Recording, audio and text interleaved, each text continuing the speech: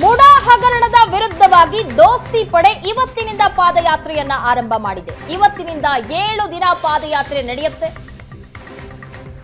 ಕೆಲವೇ ಕ್ಷಣಗಳಲ್ಲಿ ಪಾದಯಾತ್ರೆಗೆ ಚಾಲನೆ ಸಹ ಸಿಗುತ್ತೆ.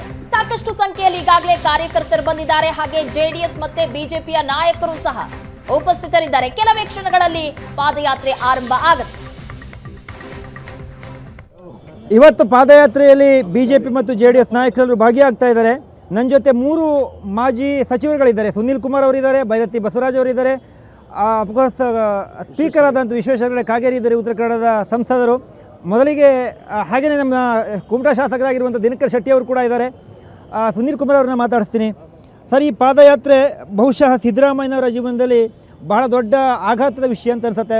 ಅವರ ರಾಜಕೀಯ ಜೀವನ ನೋಡ್ತಾ ಹೋದಾಗ 45 ವರ್ಷದ ಇತಿಹಾಸದಲ್ಲಿ ಬೇರೆ ಬೇರೆ ಸಚಿವರುಗಳ ಮೇಲೆ ಆರೋಪ ಬಂದಾಗ ಅವರು ಸಮರ್ಥನೆ ಮಾಡ್ಕೊಳ್ತಾ ಇದ್ರು. ಈಗ ಸ್ವತಃ ಅವ್ರ ಮೇಲೆ ಆರೋಪ. ಆಕ್ರೋಶ ಏನಿದೆ ಈ ಪಾದಯಾತ್ರೆ ಮುಖಾಂತರ ಕಾರ್ಯಕರ್ತರಷ್ಟೇ ಅಲ್ಲ, ನಾಡಿನ ಜನತೆಯೂ ಭಾಗವಹಿಸ್ತಾ ಇದ್ದಾರೆ. ನಿಮ್ಮ ಮೇಲೆ ಕೂಡ ಆರೋಪ ಮಾಡೋದು, ನನ್ನ ಮೇಲೆ ಆರೋಪಕ್ಕೆಲ್ಲ ಉತ್ತರ ಕೊಡ್ತೀನಿ ನಾನು. ಈಗ ಕುಮಾರಸ್ವಾಮಿ ಅವರು ಭಾಗವಹಿಸ್ತಾ ಇದ್ದಾರೆ, ನನ್ನ ಮೇಲೆ ಆರೋಪಕ್ಕೆ ಉತ್ತರ ಕೊಟ್ಟಂತ ನಿಖಿಲ್ ಕುಮಾರಸ್ವಾಮಿ ಅವರು ಕೂಡ ಮಾತಾಡ್ತಾರೆ. ದೊಡ್ಡ ಮಟ್ಟದ ಪಾದಯಾತ್ರೆ ಇಳಿದ್ಬಿಡ್ತೀರಾ? ಒಂದೇ ನಿಮಿಷ ಇಳಿದ್ಬಿಡ್ತಾರೆ. ನಿಖಿಲ್ ಕುಮಾರಸ್ವಾಮಿ ಅವರು ಈಗ ನಮ್ಮ ಜೊತೆಯಲ್ಲಿ ಮಾತಾಡ್ತಾರೆ.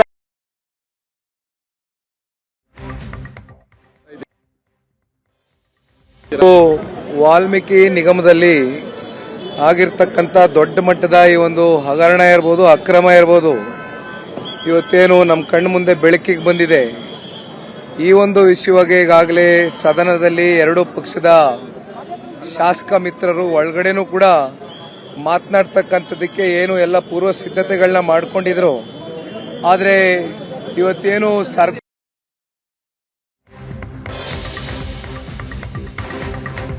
ಮೂಡದ ಬಗ್ಗೆ ಮಾತನಾಡೋದಕ್ಕೆ ಒಂದು ಅವಕಾಶವನ್ನ ಮಾಡ್ಕೊಡ್ದಿರಾ ಈ ರೀತಿ ಪಲಾಯನವಾದ ಮಾಡಿರ್ತಕ್ಕಂಥದ್ದು ನೋಡಿದಾಗ ಇಡೀ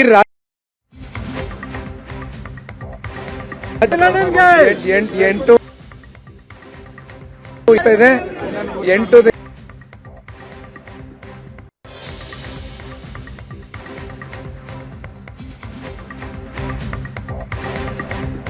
ದೃಶ್ಯದಲ್ಲಿ ನೋಡ್ತಾ ಇದ್ರಿ. ಈಗ ತಾನೇ ಕುಮಾರಸ್ವಾಮಿ ಹಾಗೆ ನಿಖಿಲ್ ಕುಮಾರಸ್ವಾಮಿ ಪಾದಯಾತ್ರೆ ಆರಂಭವಾಗುವಂತಹ ಜಾಗಕ್ಕೆ ಬಂದು ತಲುಪಿದ್ದಾರೆ.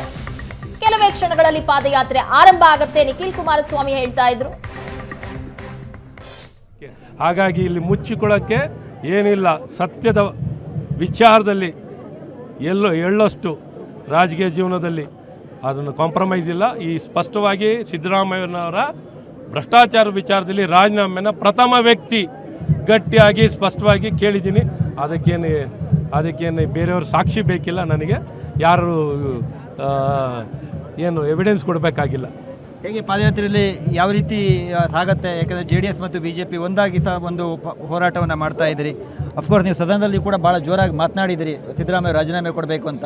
ಈ ಪಾದಯಾತ್ರೆ ಸಿದ್ದರಾಮಯ್ಯರ ರಾಜೀನಾಮೆಗೆ ಸಾಕ್ಷಿ ಆಗತ್ತಾ? ಖಂಡಿತ. ನೋಡಿ, ಹಂತವಾಗಿ ಸದನ ಒಳಗೆ ಈಗ ಗವರ್ನರ್ನಲ್ಲಿ ಪ್ರಾಸಿಕ್ಯೂಷನ್ ಪರ್ಮಿಷನ್ಗೆ ಈಗ ನೋಟಿಸ್ ಇಶ್ಯೂ ಆಗಿರುವಂಥದ್ದಿದೆ. ಇವೆಲ್ಲವೂ ಭಾಳ ಸ್ಪಷ್ಟವಾಗಿ ಇವತ್ತು ಸಿದ್ದರಾಮಯ್ಯನವರ ಇನ್ವಾಲ್ವ್ಮೆಂಟನ್ನು ಭಾಳ ಸ್ಪಷ್ಟವಾಗಿ ಎತ್ತಿ ಹಿಡಿಯುವಂಥದ್ದು ಆಗ್ತಿದೆ. ಹಾಗಾಗಿ ಅವರು ನೋಟಿಸ್ಗೆ ಉತ್ತರ ಕೊಡುವಂಥ ಕೆಲಸ ಮಾಡಿಲ್ಲ. ಹಾಗಾಗಿ ಅವರು ರಾಜೀನಾಮೆಯನ್ನು ಕೊಡಬೇಕಾಗುತ್ತೆ. ಇವತ್ತು ಜನ ಬೆಂಬಲ ಭಾಳ ದೊಡ್ಡ ಮಟ್ಟದಲ್ಲಿ ವಿಸ್ತರಣೆ ಆಗುತ್ತೆ, ಜನ ಬೆಂಬಲ ಎದ್ದು ಕಾಣುತ್ತೆ. ಹಾಗಾಗಿ ಜನರನ್ನು ಸಹ ಈ ಒಂದು ಪಾದಯಾತ್ರೆಯಲ್ಲಿ ತೊಡಗಿಸ್ಕೊಂಡು ಇವತ್ತು ಸರ್ಕಾರಕ್ಕೆ, ಕಾಂಗ್ರೆಸ್ಗೆ, ಅವರ ವರಿಷ್ಠರಿಗೆ, ರಾಹುಲ್ ಗಾಂಧಿ ಅವರಿಗೆ ವಿಶೇಷವಾಗಿ ಇವತ್ತು ತಮ್ಮ ಮುಖ್ಯಮಂತ್ರಿಗಳು ಭ್ರಷ್ಟಾಚಾರದಲ್ಲಿ ಇನ್ವಾಲ್ವ್ ಆಗಿದ್ದಾರೆ, ನಿಮ್ಮ ನಿಲುವೇನು, ಅವರ ರಾಜೀನಾಮೆ ತಗೊಳ್ಳಲ್ವಾ, ಏನು ಮಾಡ್ತೀರಾ? ಇಷ್ಟು ಸಾಕ್ಷಿ ಇದ್ದು, ಇಷ್ಟು ಭಾಳ ಸ್ಪಷ್ಟವಾಗಿ ಸಾಕ್ಷಿ ಇದ್ದರೂ ಸಹ ನೀವು ರಾಜೀನಾಮೆ ತಗೊಳ್ಳಲ್ಲ ಅಂದರೆ ಎಂಥ ಪಕ್ಷ ಬಂಡ್ರ ಪಕ್ಷನ, ಭ್ರಷ್ಟಾಚಾರದ ಪಕ್ಷನ, ಆ ಭ್ರಷ್ಟಾಚಾರದ ಪಕ್ಷ ಅಂತ ನೀವೇ ಒಪ್ಕೊಳ್ಳುವಂಥದ್ದಾಗುತ್ತೆ. ಯಾದಗಿರಿಯಲ್ಲಿ ಒಂದು ಪ್ರಕರಣ ಆಗಿದೆ. PSI ಒಬ್ಬರು ಆತ್ಮಹತ್ಯೆಯನ್ನು ಮಾಡಿಕೊಂಡಿದ್ದಾರೆ. ಕಾಂಗ್ರೆಸ್ ಶಾಸಕ ಚನ್ನಾರೆಡ್ಡಿ ಅವರ ಮೇಲೆ ಕೂಡ FIR ಆಗಿದೆ ಹೇಳುವಂಥ ಮಾಹಿತಿಗಳು ಬರ್ತಾ ಇದ್ದಾವೆ. ಈ ವಾಲ್ಮೀಕಿ ಹಗರಣದ ಒಬ್ಬ ಅಧಿಕಾರಿ ಆತ್ಮಹತ್ಯೆಯನ್ನು ಮಾಡಿಕೊಂಡ್ರು. ಈಗ ಈ ರೀತಿ ಮತ್ತೊಂದು ಆರೋಪಗಳು ಕೇಳಿ ಬರ್ತಾ ಇದ್ದಾವೆ. ಏನನ್ಸುತ್ತೆ? ನೋಡಿ, ಆತ್ಮಹತ್ಯೆ ಸರಣಿ ಈ ಕಾಂಗ್ರೆಸ್ ಸರ್ಕಾರದಲ್ಲಿ ಎಲ್ಲ ಪ್ರಾಮಾಣಿಕರು ಸತ್ಯ ಹೇಳಲಿಕ್ಕೆ ಕಷ್ಟವಾಗಿದೆ. ಯಾರ್ಯಾರು ಸತ್ಯವಂತರಿದ್ದಾರೆ, ಪ್ರಾಮಾಣಿಕರಿದ್ದಾರೆ, ಅವರೆಲ್ಲ ಆತ್ಮಹತ್ಯೆ ಮೂಲಕ ಈ ಕಾಂಗ್ರೆಸ್ಸಿನ ಭ್ರಷ್ಟಾಚಾರವನ್ನು ಬಯಲಿಗೆಳೆಯುವಂಥ ಕೆಲಸವನ್ನು ಮಾಡ್ತಿದ್ದಾರೆ.